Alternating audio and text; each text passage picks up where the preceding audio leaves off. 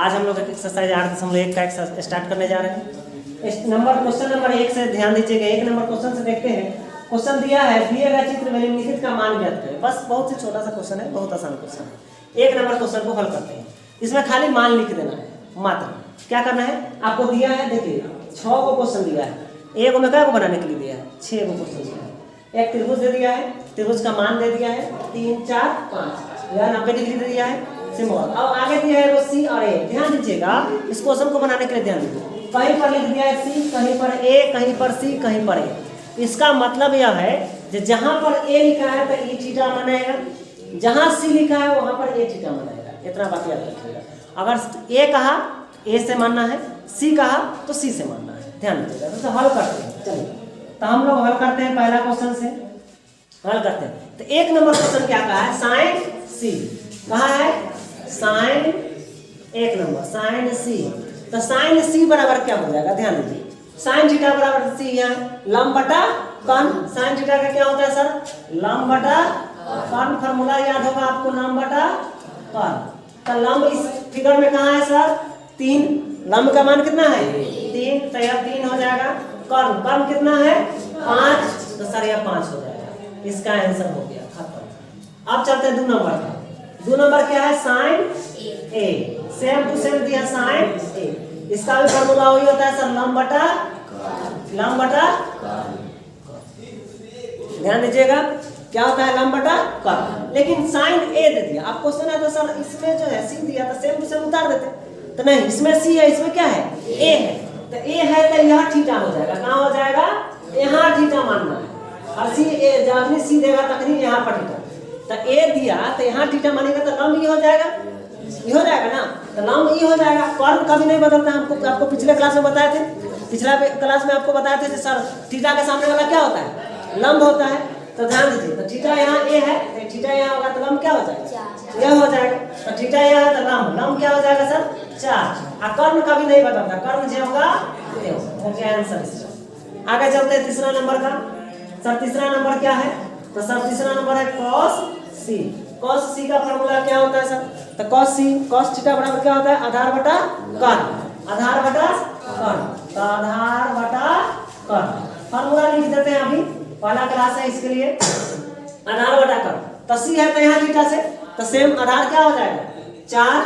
आधार क्या हो जाएगा 4, कर्ण क्या हो जाएगा सर 5। 4 बटा आंसर। फिर अगला 4था नंबर क्वेश्चन पर चलते हैं। 4था नंबर क्वेश्चन में क्या कहा है सर, cos a। फिर से क्या दिया, cos a। a दिया है यानी इसका मतलब यह थीटा है, तो थीटा यह है तो लंब यह हो जाएगा, आधार यह होगा। तो कर्ण जो होगा तो आधार बटा कर्ण, सेम टू सेम लिखेंगे। cos a बराबर इसका फॉर्मूला सेम होगा, आधार बटा कर्ण। ध्यान दीजिएगा, आधार बटा कर्ण। आधार क्या है 3 हो जाएगा सर इसमें, क्योंकि थीटा के सामने लंब होता है तो आधार ही हो जाएगा, होगा ना जी। तो आधार क्या हो जाएगा 3, और कर्ण जो होगा तो 3 बटा 5। ठीक है, आगे चलते हैं 5वां नंबर क्वेश्चन पर। 5वां नंबर क्वेश्चन क्या है, tan c है ना जी। tan थीटा बराबर क्या होता है, लंब बटा आधार। tan थीटा बराबर फॉर्मूला होता है लंब बटा आधार, लंब बटा आधार। तो tan लंब इस तरह सर c है तो यह थीटा होगा, तो लंब कितना है 3, आधार कितना है 4, तो 3 बटा 4। यहाँ तक कोई दिक्कत है सर, कोई परेशानी है नहीं। अब आ गया थे 6ठा नंबर क्वेश्चन पर। तो 6ठा नंबर क्वेश्चन क्या हो जाएगा, tan a। Same formula sir, लंब बटा आधार। तो लंब बटा आधार हो जाएगा सर, यहाँ पर लंब बटा आधार। लंब क्या हो जाएगा, इसके यहाँ थीटा है तो 4 हो जाएगा लंब, आधार क्या हो जाएगा 3, तो 4 बटा 3। यह इसका आंसर हो गया, इसका आंसर हो गया, सबका आंसर हो गया। फिर से एक बार और ध्यान देंगे, फिर से ध्यान दीजिएगा। साइन सी, जब सी कहेगा तो यहाँ थीटा लेना है, और जब ए कहेगा तो यहाँ थीटा लेना है। अब बस सी कहा तो यहाँ थीटा लीजिएगा तो लंब यह हो जाएगा, ए कहेगा तो यहाँ थीटा लीजिएगा तो लंब यह हो जाएगा। बस कर्ण कभी नहीं बदलता, हमेशा याद रखिए। पिछला वीडियो में हम पिछला क्लास में आपको समझा दिए। आगे ध्यान दीजिए, साइन सी बराबर सी कर दिया तो यह थीटा हो जाएगा, तो लंब यह हो जाएगा, तो लंब बटा कर्ण, तो लंब बटा कर्ण। आगे साइन ए कहा तो यहाँ थीटा हो जाएगा, तो लंब बटा कर्ण, 4 बटा आगे cos c आधार बटा कर्ण होता है, तो आधार कितना है सर, यह है 4 आधार है, आधार 4 कर्ण 5, 4 बटा cos a कह दिया यानी थीटा के लिए कह दिया, तो आधार बटा कर्ण, तो ये तो लंब हो गया, तो सर आधार यह हो जाएगा, तो 3 बटा 5। आगे चलते हैं, फिर tan c का मतलब लंब बटा आधार, तो लंब हो जाएगा, लंब यह है 3 और आधार 4, 3 बटा 4।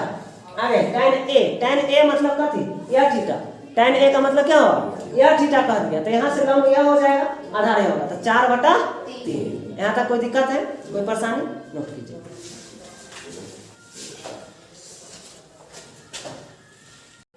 हुआ, चलिए आइए क्वेश्चन नंबर दूसरा को देखते हैं हम लोग। क्वेश्चन है दिए गए चित्र में निम्नलिखित का मान ज्ञात करें। सेम टू सेम पहला क्वेश्चन जैसा था, सेम टू सेम वैसा ही है दूसरा क्वेश्चन भी। क्वेश्चन दिया है, इसमें दो ही क्वेश्चन है, tan थीटा और एक tan c।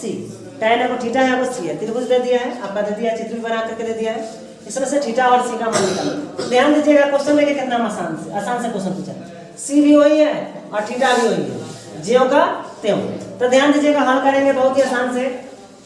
हल पहला क्वेश्चन क्या है सर, tan थीटा, तो tan थीटा है सर, tan थीटा का फॉर्मूला क्या होता है, लंब बटा कर्ण, तो लंब बटा कर्ण, सॉरी लंब बटा आधार है, लंब बटा आधार।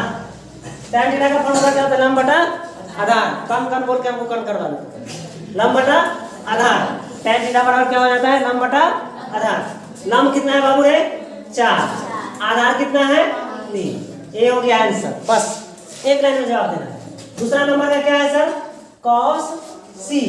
cos थीटा का फॉर्मूला क्या होता है सर, आधार बटा कर्ण, तो आधार बटा कर्ण, आधार बटा कर्ण, तो आधार कितना हो जाएगा सर, सेम टू सेम 3 और कर्ण क्या हो जाएगा 5। बस यही आंसर, एकदम आसान है, लॉलीपॉप समझ लेते, नोट कर लीजिए।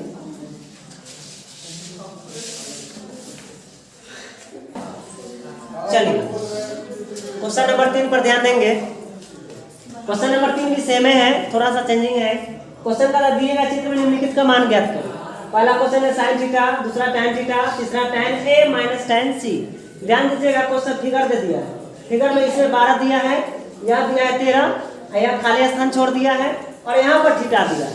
ध्यान दीजिएगा, थीटा के तभी याद रखिए जो थीटा के सामने वाला भुजा को क्या कहते हैं, लंब कहा जाता है। थीटा के सामने वाला भुजा को लंब कहते हैं। तो सर थीटा है इसके सामने लंब, तो लंब निकालना है ना, लंब दिया है नहीं दिया है, तो लंब हम लोग निकालेंगे। तो सबसे पहला काम करेंगे हल करेंगे और लंब निकालेंगे। तो लंब बराबर आपको फार्मूला दिखाए थे, लंब बराबर फार्मूला दिखाए हैं, रूट अंडर कर्ण स्क्वायर माइनस आधार स्क्वायर। यह फार्मूला आपको पिछला क्लास में लिखाया गया है, ध्यान दीजिएगा। तो कर्ण के जगह पर कितना है सर 12, सॉरी कर्ण के जगह पर 13 है ना, कर्ण कभी नहीं बदलता है, तो कर्ण के जगह पर 13, तो 13 का स्क्वायर माइनस आधार के जगह पर 12, तो 12 का स्क्वायर सर इसका रूट है। तो 13 का स्क्वायर होता है 169 माइनस 12 का स्क्वायर होता है 144। स्क्वायर याद कर लीजिएगा, फायदा में रहिएगा। इसको घटाइएगा तो आएगा 25, यहाँ रूट 25, 25 किसका वर्गमूल होता है सर, 5 का। यानी हमारा BC जो निकला वो कितना निकला 5 निकल गया। अब चलेंगे क्या सर, तो प्रश्न से चलेंगे, क्या चलेंगे प्रश्न से। प्रश्न संख्या 1 में क्या कहा है, sin थीटा, तो यहाँ 5 निकला ना, यह वैल्यू कितना निकला 5 निकल गया, 5 निकल गया। अब चलते हैं sin थीटा। तो sin थीटा क्या होगा सर, लंब बटा कर्ण होता है। sin थीटा का फॉर्मूला पढ़े होंगे, लंब बटा कर्ण, तो लंब बटा कर्ण होता है सर क्या, तो लंब हो जाएगा कितना, थीटा के सामने लंब, तो लंब यह हो जाएगा, लंब कितना हो जाएगा 5, और कर्ण कभी नहीं बदलता है, तो कर्ण कितना है 13, तो 5 बटा 13 हो गया आंसर। दूसरा क्वेश्चन क्या है सर, दूसरा है tan थीटा बराबर tan थीटा क्या हो जाएगा, लंब बटा आधार, तो लंब बटा आधार, तो लंब कितना हो जाएगा सर इसमें, क्योंकि थीटा के सामने लंब होता है, तो लंब हो जाएगा 5। आधार कितना है 12, तो 5/12 हो जाएगा आंसर। आगे तीसरा नंबर क्वेश्चन ध्यान दीजिए। तीसरा नंबर क्वेश्चन में कहा है tan A minus tan cot A, tan A minus cot C ए ने दिया है। इसमें दो गो थीटा का वैल्यू पुट करना है, एक बार tan A का एक बार tan C का। तो tan A यहाँ ई थीटा से तो लंब बटा आधार, तो लंब बटा आधार 5/12 होगा, 5/12 और माइनस cot थीटा क्या होता है देखिए sin cos tan cot आधार बटा लंब। लेकिन यहाँ थीटा से थीटा क्या मानना है यहाँ पे मानना है थीटा। तीसरा नंबर क्वेश्चन में थीटा यहाँ है वो सी है, तो इसमें तो लंब यहाँ हो जाएगा, आधार यहाँ हो जाएगा। तो cot थीटा बराबर होता है आधार बटा लंब, तो आधार कितना है 5 और लंब कितना है 12। अब इनके घटाव आता होगा तो इनके घटाव कर लेंगे। तो ध्यान दीजिए 12/12 का लघुत्तम हो जाएगा 12, 5 माइनस 5, 12 कम 12 तो 5 कम 5, 12 कम 12 तो 5 कम 5, 5 में से 5 गया तो 0, 0/12 बराबर 0 हो जाएगा आंसर। एक बार तीसरा नंबर क्वेश्चन को फिर से समझेंगे। tan A बराबर यहाँ थीटा दिया, तो लंब बटा आधार होता है इसका फॉर्मूला। तो लंब हो गया 5, आधार हो गया 12, तो 5/12। cot C दे दिया, C का मतलब यहाँ थीटा दे दिया। इसे पहले पिछला जो क्वेश्चन था उसमें था AC करके देल था, तो आपको पहला क्वेश्चन में समझाए होंगे जो A अगर दिया तो ये थीटा, C दिया तो यहाँ थीटा। तो यहाँ C दे दिया है तो यहाँ थीटा मानना है, तो थीटा यहाँ होगा तो लंब यहाँ होगा, आधार यहाँ होगा। cot थीटा का फॉर्मूला होता है आधार बटा लंब, तो आधार हो जाएगा 5 और लंब हो जाएगा 12। 5/12 भिन्न का घटाव कर ले, 12/12 का लघुत्तम 12, 12 एकम 12 तो 5 एकम 5, 12 एकम 12 तो 5 एकम 5, 5 में से 5 घटा तो 0 और 0/12 यानी किसी भी संख्या में 0 से अगर भाग करते हैं तो संख्या आएगा 0। यही हो गया आंसर। चलिए नोट कर लीजिए।